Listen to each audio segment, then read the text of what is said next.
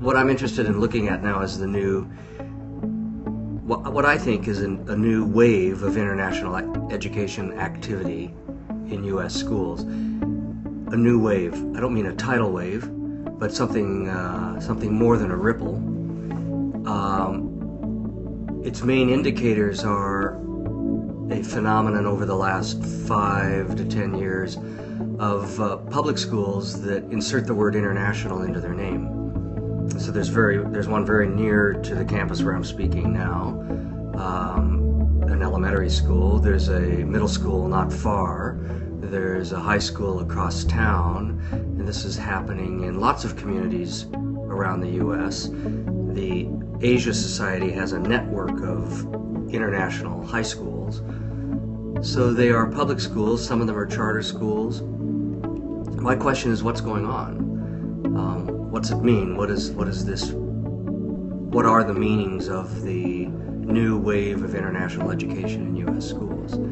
There are other indicators than the new public schools. There's lots of federal funding, a good portion of it coming from the Defense Department. There are prizes for exemplary international schools.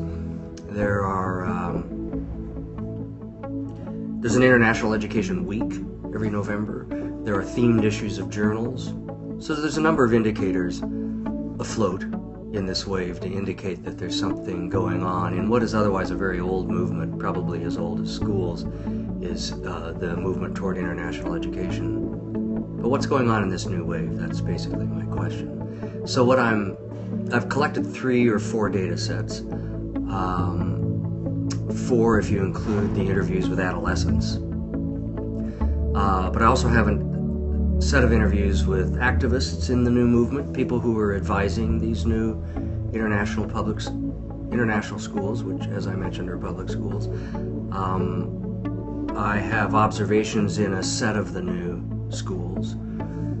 I have a discourse analysis of some of the government and foundation statements around international education. And then 4th, the interviews with a set of adolescents. So what am I finding? Well, I'm finding a lot of things. And sort of the bottom line is, if you were to approach one of these new schools with the word international education in the school name, you must assume nothing and ask, what does that mean here? And be ready to have your preconceptions of what it might mean dashed. Not necessarily disappointed.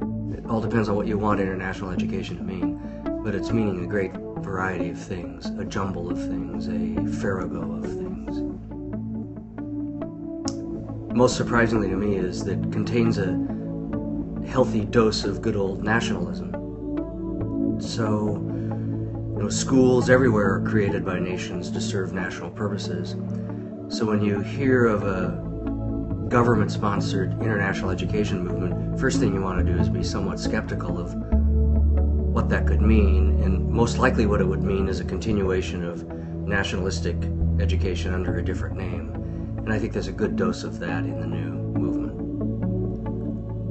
So I hope you find this work interesting, and I've summarized it in 700 words or so, and there's several articles referenced there that will give you a peek into this attempt of mine to peek into the new wave of international education in U.S. public schools.